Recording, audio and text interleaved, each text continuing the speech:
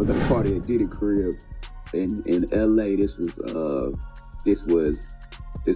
beginning of 2020. You know what I mean? And Diddy had put everybody else out the crib, like the influx of people he had put them out. But he had took a liking to me in particular around the time, man. It was really, you know what I mean? Like, oh yeah, you got me fucked up. Yeah, hold on. What's up? Let me gather myself, man. These is chocolate brothers from another mother. Hey yo, this brother that gave me so much love in every record. And I appreciate you know what I'm saying? And I appreciate you, baby. Appreciate you. We done had lunch. Yeah. And then we spent New Year's together. That was dinner for lunch. Hey yo, check this out. This is your night, yo. Yeah, for sure. You the hottest in the game. You know what I'm saying? Appreciate you. And we gonna go and let's do it. Yeah, we're gonna have a good time. It's easy. Everybody give him a round of applause. Round of applause. Round of applause. That's right, for Kurt. Guy right here. Good to see you, baby. You look good with that all black and them diamonds on you. Yeah. I told you what it was. Good. Yeah, I told you. You done met Arnold before? Who was in fact told that he likes women, so he would in fact have to be bisexual. I've heard Sean Combs is in fact bisexual. From people who used to work in his company.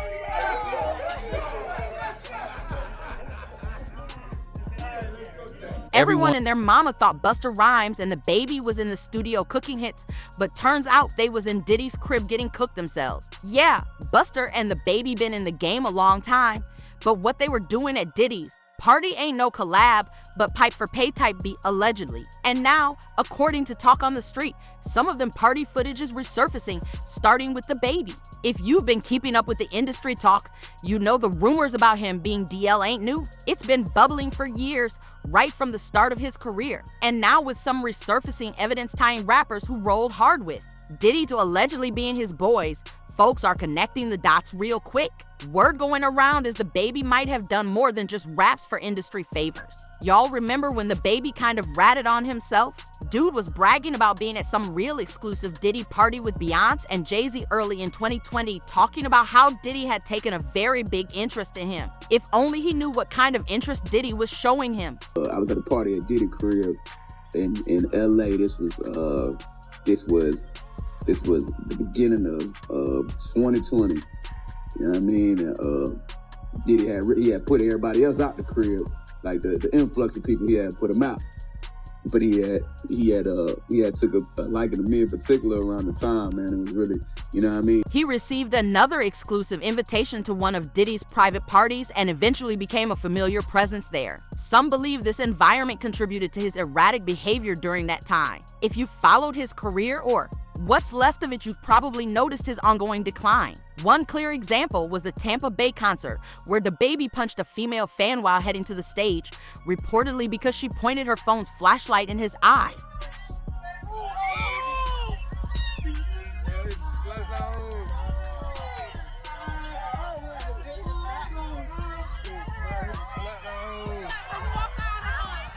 The crowd immediately turned on him, booing until he left the stage without performing a single track. Later, he issued an apology, but undercut it by adding that he would have reacted the same way if the fan had been male. He could have ended it with an apology, yet that extra comment only raised more doubts among people. Sincerely apologize, I do. I'm very sorry that there was a female on the other end of that flashlight on that phone. But keep in mind, I couldn't see you because you got the flash this close to me, which is okay, it's no problem. A lot of people did. They didn't put it as close as you put it, but a lot of people had flash on me, and that's okay. That's what I signed up for. That's the risk I take when coming to, put on the show for my fans. It's dangerous. I'm blindsided. Cool, I'm with that. But out of all them fans, how many people know how to zoom in? Just zoom in instead of popping me in my motherfucking eye with the phone. So I do apologize. There was a female on the other end, but I think by this time, you know, it's a well-known fact that, like, male or female, I would have responded the same exact way. Audiences weren't convinced, dismissing the apology as simple damage control. This wasn't the first time he had displayed similar behavior. On another occasion, his security team knocked a female fan unconscious for standing too close to DaBaby's face. At that time, neither he nor his team offered any apology.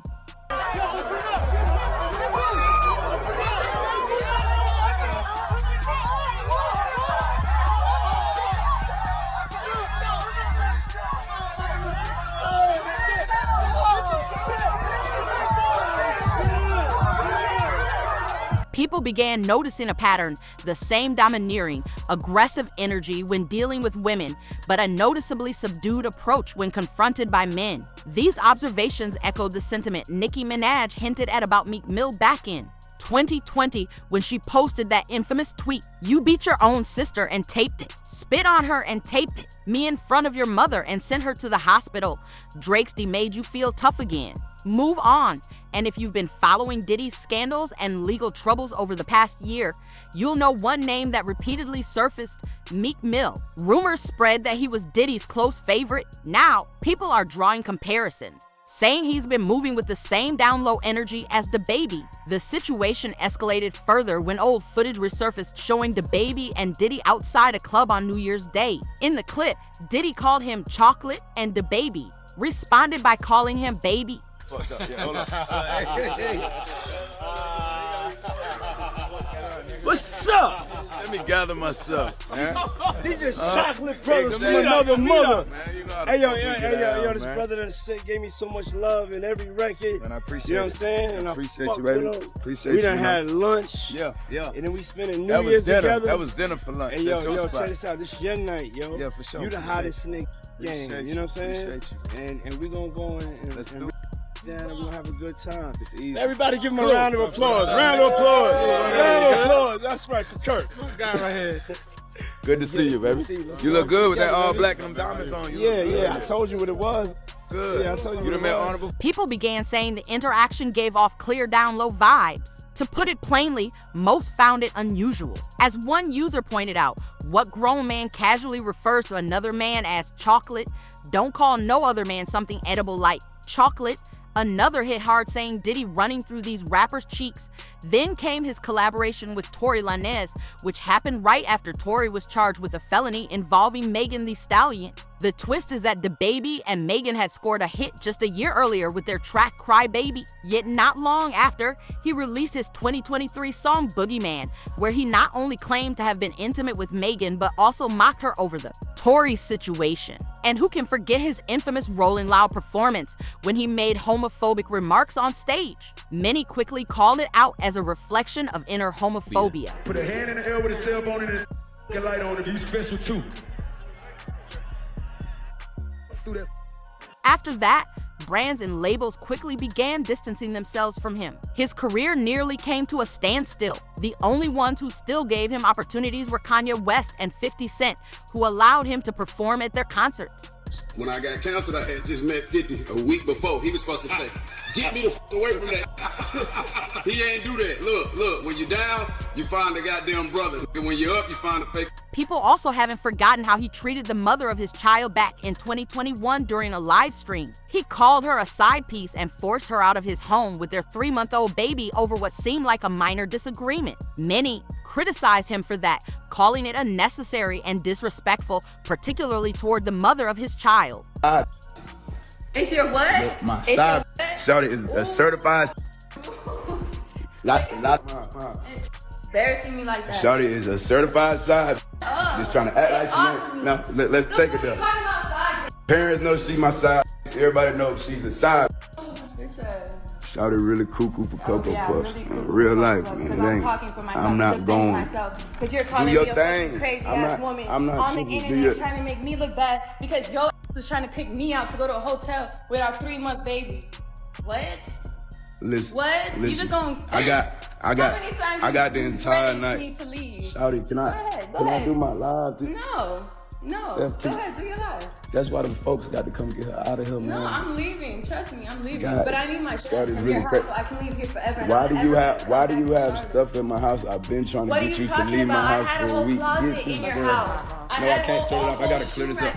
Now, Busta Rhymes' name is being brought up as well. Some may recall Toni Newman, a transgender advocate who has long been connected to these inner circles. In an older interview, she openly stated that people close to her were attending unusual parties. She specifically mentioned both Diddy and Busta as regular attendees. According to her, Diddy lived one way privately and another way publicly, and Busta had a similar reputation. Got told that he likes women, so he would in fact have to be bi.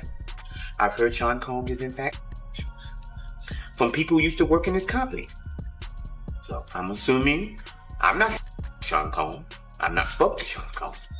But based on those sources, I've heard he's in fact bisexual. Then there's Orlando Brown. He's often mocked and dismissed as unstable because of some of the outrageous claims he's made over the years. But when revisiting his statements today, some of them take on a different weight. He alleged that he and Busta were involved in more than just a casual encounter, but in an ongoing relationship, though he framed it as alleged. We made love. Who you made love with? Diddy, Bow Wow, Busta Rhymes. You just told me you seen Busta in the airport. At the time, most people dismissed it as another breakdown fueled by personal issues. Yet now, it's beginning to sound like he might have been revealing the truth. This especially resonates after Big Hammy, one of Diddy's former bodyguards, shared similar stories. He described those gatherings as extreme and disturbing. You know, nah, bro, it's I walked in on a guy in like a mascot outfit with another person in a mascot like outfit, like dry humping in the floor. That's a funny walk into. Yeah, when I first seen it, I just walked past. I'm like, what the fuck is that going on? According to him, the atmosphere was so overwhelming that he would step outside to sit in his car just to escape it. He even said he was being approached aggressively by random men during those events. Handle being hit on. Yeah, so that's another reason why I go to the car, because you can't be that guy at the gay party getting mad at the gay dudes hitting on you. Right. You at they function. So now you gonna be homophobic in here? What? You the jerk right now. You the clown. You at they getting mad. They try to see what's up. Now people are seriously questioning what actually happened at these so-called Diddy parties because they weren't your typical Hollywood gatherings with champagne and casual conversations. These were described as dark, highly organized events, with major industry figures pulling strings behind the scenes. And it all ties back to the subtle shade 50 Cent has been throwing for years. Those playful remarks he made about Diddy weren't just random jokes or attempts to grab attention. He was mocking in public while speaking in code the entire time. He doesn't even know what he's saying is like fruity.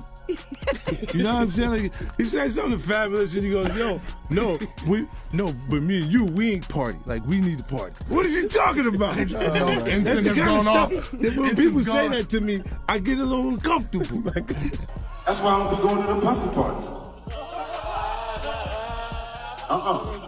Nigga hug you from the front and the back at the same time. Now it's starting to seem like those punchlines weren't just comedy. They were subtle hints pointing to real evidence. And here's where it gets even more serious. According to Toni, these weren't casual backroom gatherings. She described them as carefully planned events, complete with NDAs presented before anyone could even have a drink. That naturally raises the question many people are asking, why would a grown man require signed paperwork just to attend a party? That doesn't look like a simple privacy measure. It comes across more like an attempt to erase any trace of wrongdoing before it happens allegedly. On top of that, old Busta Rhymes footage has started resurfacing, leading to renewed speculation. One particular clip of Busta embracing Diddy from behind has people questioning, especially since it mirrors exactly the kind of behavior 50 Cent has been hinting at for years.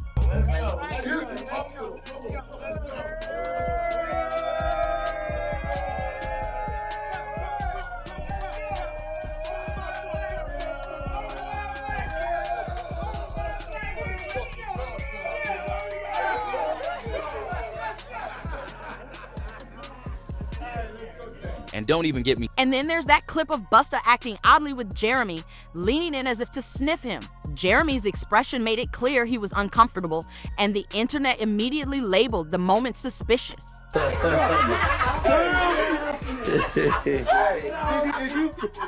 You can't even wait.